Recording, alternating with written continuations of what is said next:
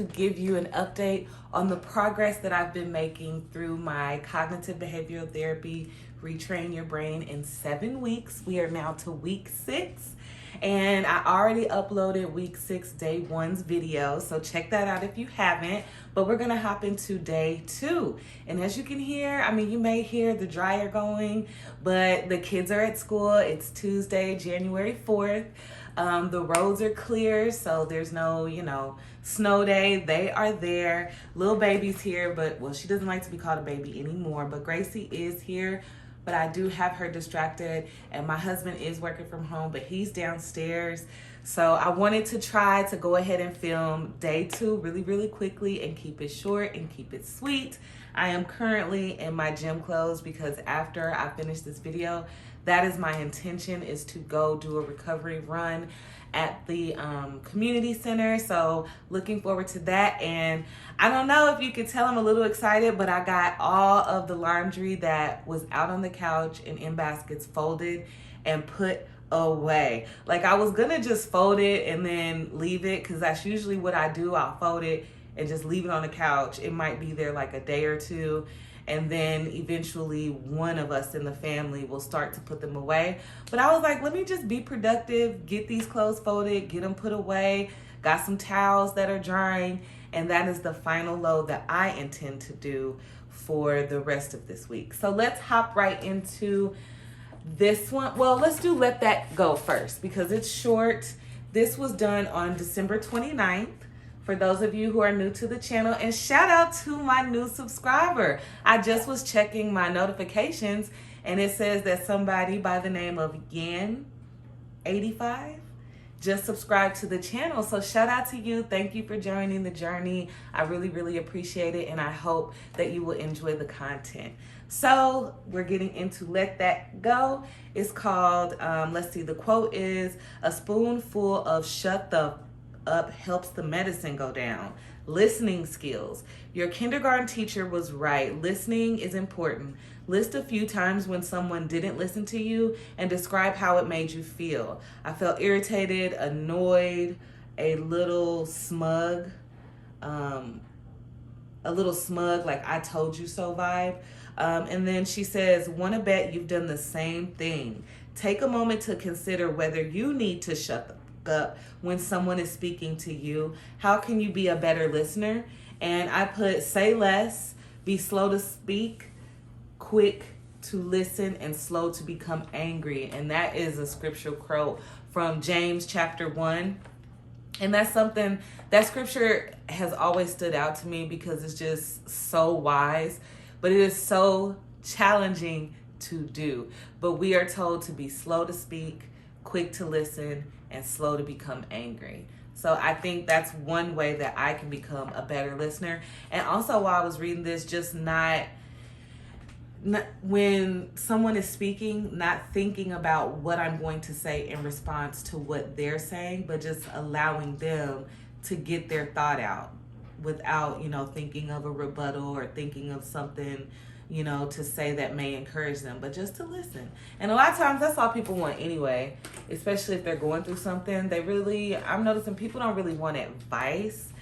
They just want someone to listen to them. And so let's get into week 6, day 2 for cognitive behavioral therapy, Retrain Your Brain in 7 weeks. So day 2 is facing fears. And for those of you that are new to the channel, what he'll do is he'll talk about a therapy session that he's had with one of his clients on the topic that we're going through for the week. So facing fears. So it says, "I realize that in some way this fear has affected every part of my life. Julie first experienced social anxiety in the 7th grade. Now, 27 years later, she's been struggling with it for more than half her life. As she tells me all the social situations she's afraid of, it's a little hard to square with the confident and articulate young woman with a quick sense of humor who is sitting in front of me. I tell her as much. And she says, it's not everywhere. I know you're not going to judge me. It's whenever I'm talking with someone who might think I'm stupid or awkward. Shout out, Julie, because that's how I feel as well. She pauses, then continues. The weird thing is, I know I'm not stupid or awkward. I mean, I know it now, but as soon as I'm around someone new, or I have to speak in front of a group, or I'm on a date, I seize up. It's like the spotlight's on me. Someone hands me a mic and I forget to prepare my speech, or forgot to prepare my speech. I feel exactly the same way, almost in every social setting.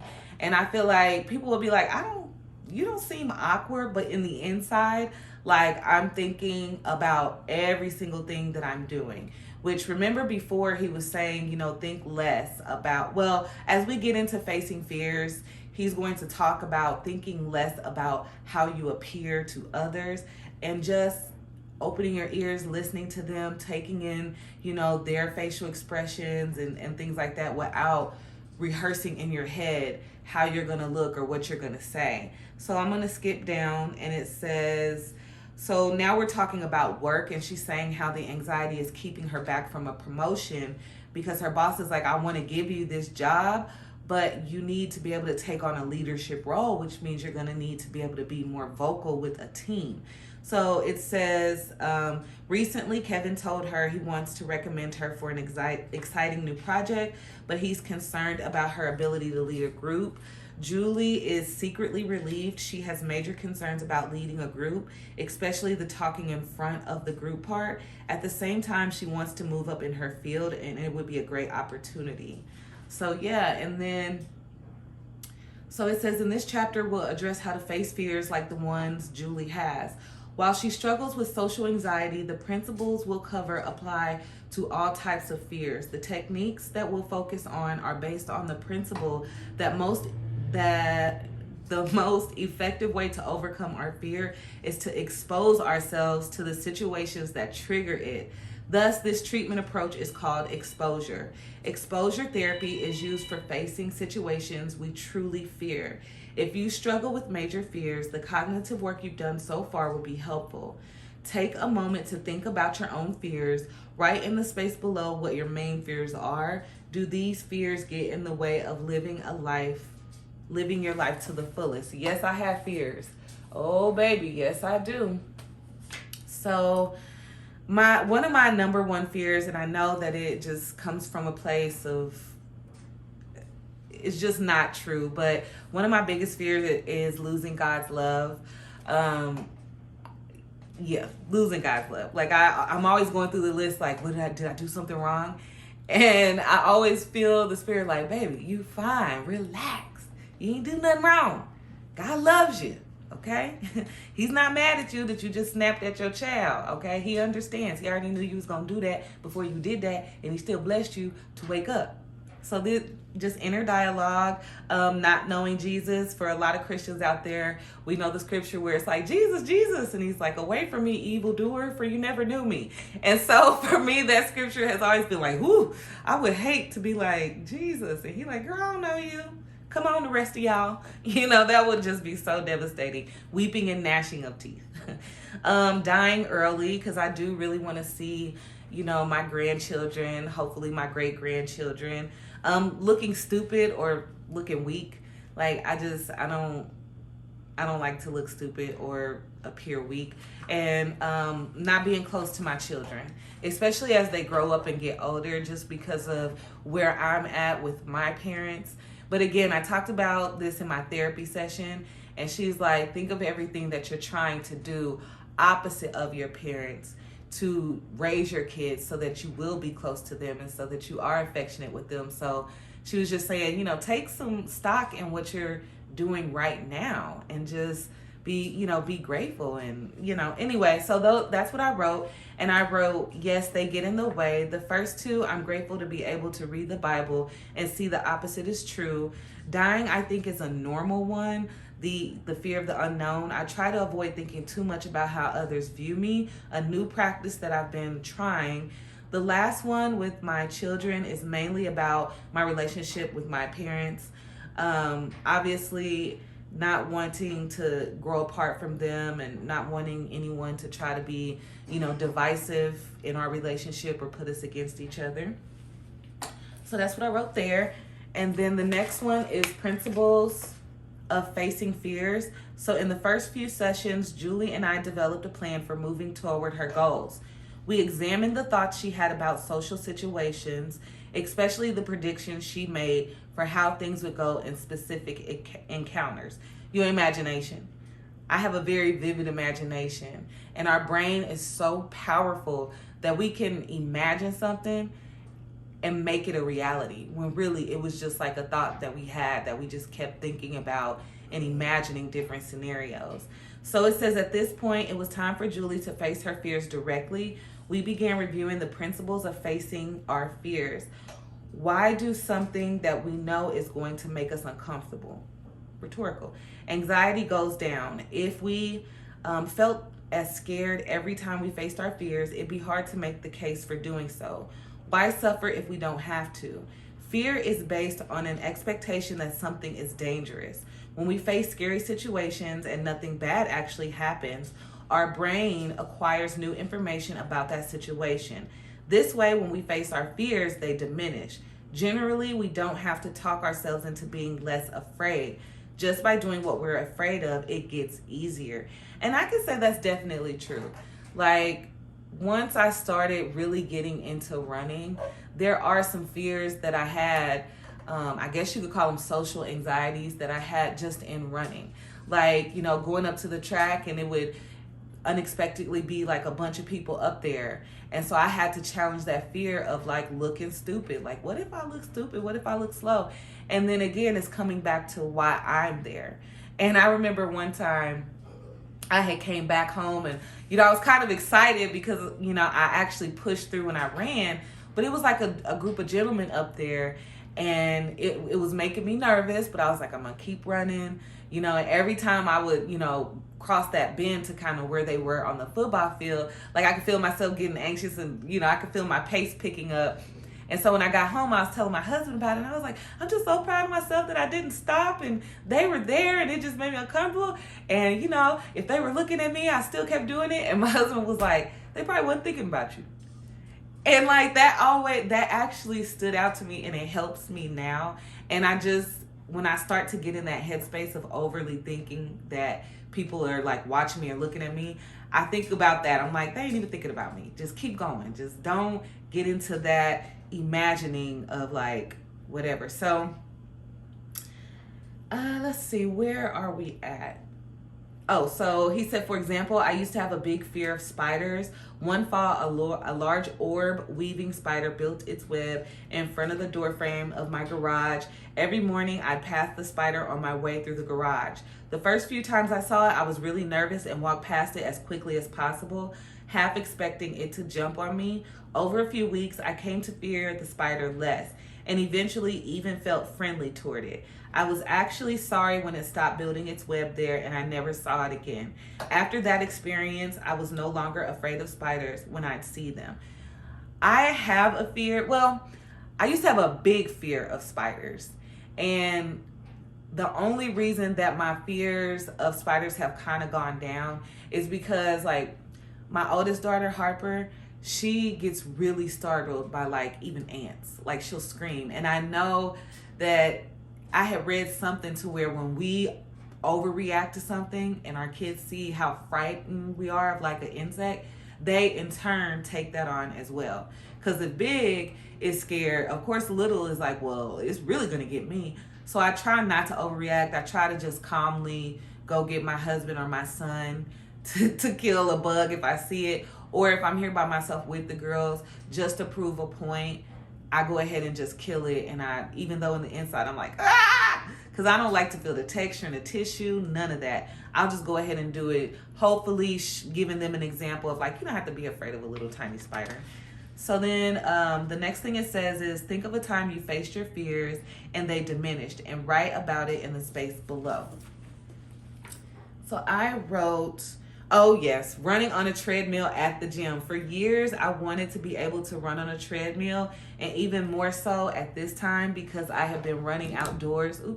I have been running outdoors and was building confidence. And running outdoors was a fear, which led to practicing faith. Because one day I was like, you just got to put one foot in front of the other and go for a run around your neighborhood. So one day I was having my inner battle while walking on the treadmill. I asked for help to not stumble, to not fall, and I did it. I felt awesome and I felt grateful. I have a very strong prayer life. So when I start to feel things or think things in my head, I definitely will start to pray and just be like, Lord, I'm scared, but I really want to do it. And as I'm having this inner battle, there is always that still small voice that's like, either you're going to do it or you're not going to do it. But either way, you're going to be fine. And so I was like, no, I want to do it. So once I started doing it, and trust me, y'all, it started out very, very slow. I listened to the Nike guided run, Getting Started, first treadmill run, where he kind of coaches you through running on a treadmill, how to use the incline, how to use the speed, and just staying safe, and how to monitor your form.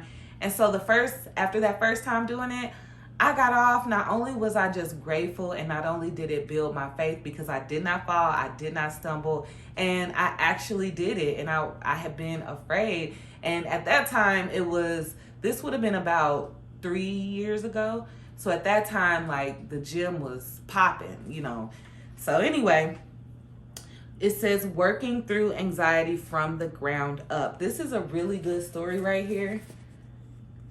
I'm going to try to get through it all. But basically, there's a guy named Ron who was afraid of heights.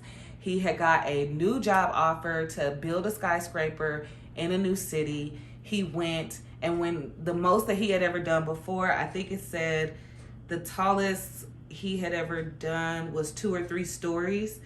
So his fear of height was not that much of an issue. But the job that he got in the different city, he found out that they were going to be building a 16-story building. So Ron was sure he'd find a different project to work on, but instead he stayed on, and he said buildings are built from the ground up. So it says in the beginning, he was working below ground as the foundation went in, then on the ground level in the weeks that followed. When they began to work on the second floor, he was a little nervous, but got used to it fairly quickly.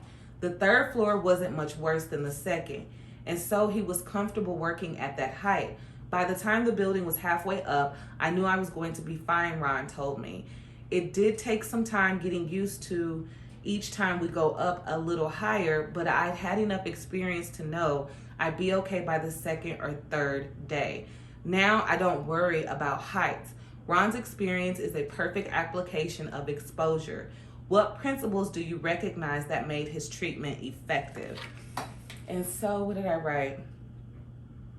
He didn't give up or quit. He took it one day at a time, floor by floor. He focused on where he was at the moment. Example, when he was on floor 2, he wasn't thinking about floor 16. He was just thinking, I'm on floor 2. Then when he got to floor 3 and so on and so forth, and his perspective on heights changed. So that was that. Excuse me. Sorry. So the next thing it says, when facing fears, use common sense. Naturally, the process of facing our fears is helpful only for things that aren't truly dangerous. Approaching an angry, stinging insect or venomous snake would not provide a positive learning experience. Keep in mind the activities you choose should be relatively safe. While there's a certain level of risk involving any activity, even getting out of bed in the morning, the things you choose should not present more danger than our normal day-to-day activities. Make it progressive.